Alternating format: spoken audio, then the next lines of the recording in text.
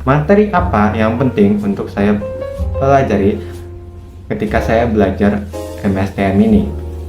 Materi yang menurut saya penting adalah materi manfaat pelatihan. Kenapa manfaat pelatihan? Karena manfaat pelatihan ini dapat memberikan kita gambaran bagaimana caranya kita nanti bekerja nanti. Ya, misalkan jika saya tidak dilatih terlebih dahulu oleh di sebuah perusahaan dan saya langsung diterjunkan ke lapangan, saya bisa saja tiba-tiba shock dan kaget akan suatu tantangan yang akan saya hadapin ke depannya. Misalkan saya jadi front desk office, kerjanya sebagai front desk office. Jika saya tidak mendapatkan pelatihan terlebih dahulu, maka saya akan mengalami shock bagaimana cara menangani jika ada pelanggan bertanya pada saya untuk masalah tertentu. Misalkan masalah yang lumayan spesifik gitu. Pelatihan dan pengembangan itu tuh penting bagi saya karena saya akan tahu apa masalah yang akan dihadapin di dalam perusahaan tersebut, dan untuk itu dari sisi saya ya, dan untuk dari sisi perusahaannya itu sendiri, perusahaan akan lebih tenang jika saya dikasih tanggung jawab yang sesuai dengan pelatihan tersebut. Apa urgensi belajar manajemen sumber daya manusia? Berikan gambaran atau contoh dalam urgensi tersebut. Dalam perencanaan SDM, dalam disiplin kerja, dalam motivasi dan komitmen pegawai, promosi, rotasi, demosi, pelatihan dan pengembangan, konflik dan stres kerja. Menurut saya yang paling bagus dalam gambaran ini adalah perusahaan bagus dan yang sudah internasional. Contohnya seperti apa? Mungkin perusahaan yang paling saya kenal mungkin BCA ya. BCA itu dalam perencanaan SDM ya, dia ini sudah mungkin dikasih pelatihan dulu, dites dulu bagaimana caranya nanti bakal berhadapan dengan klien, berhadapan dengan pelanggan.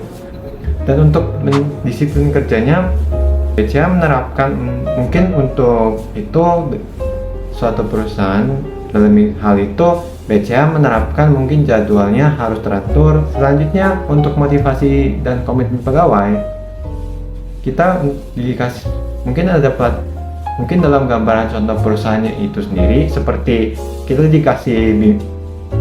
dikasih motivasi tiap pagi, dikasih seminar atau mungkin dikasih arahan, dikasih sesuatu hal yang bisa bikin pegawai kita termotivasi. Untuk promosi rotasi dan demotivasi, mungkin dan yang demosi, perusahaan tersebut harus bisa melihat bahwa pegawai ini bisa perform dengan bagus. Dan sedangkan untuk rotasi, contohnya